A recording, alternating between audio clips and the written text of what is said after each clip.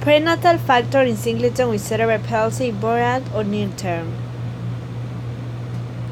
Definition is a group of lifelong movement disorder affecting about 2 of every 1,000 children. Although defined as a motor disorder, it is often accompanied by intellectual deficits, epilepsy, and sensory disabilities.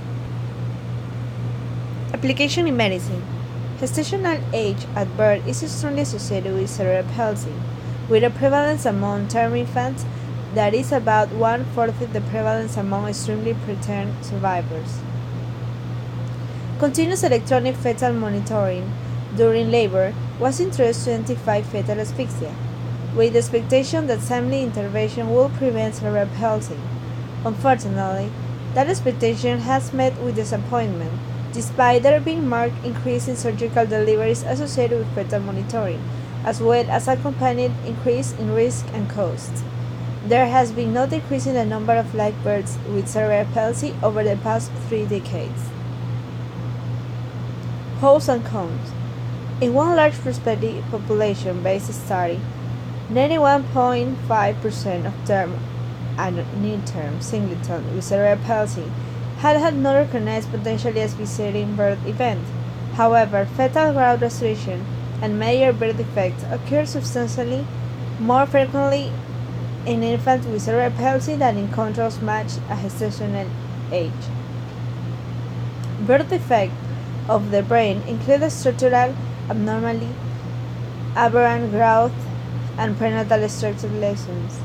Cerebral defects may be identified by group inspection, by measurement of head size, or by neuroimaging.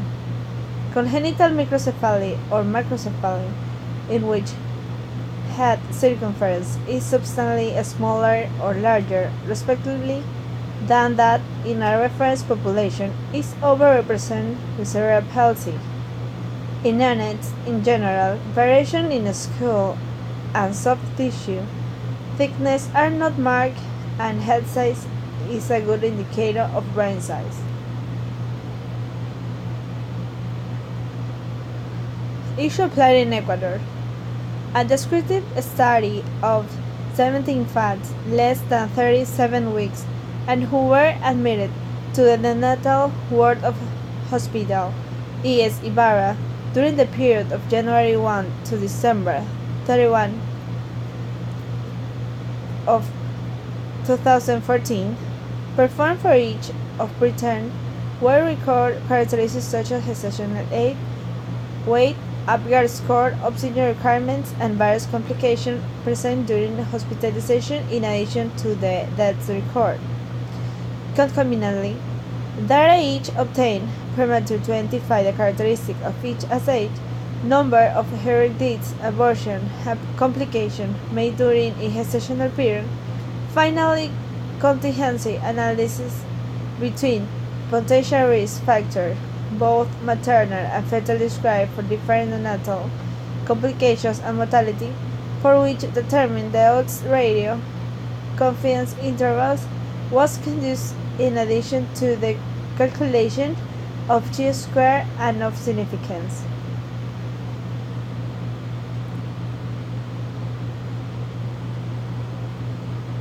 Conclusion.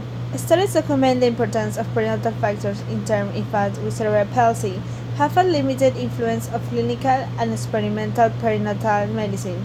In the reviews, the discuss of evidence that the children developed countries who are born at or near term, factors operating before labor begins, are chief determinants of the risk of cerebral palsy. Thank you.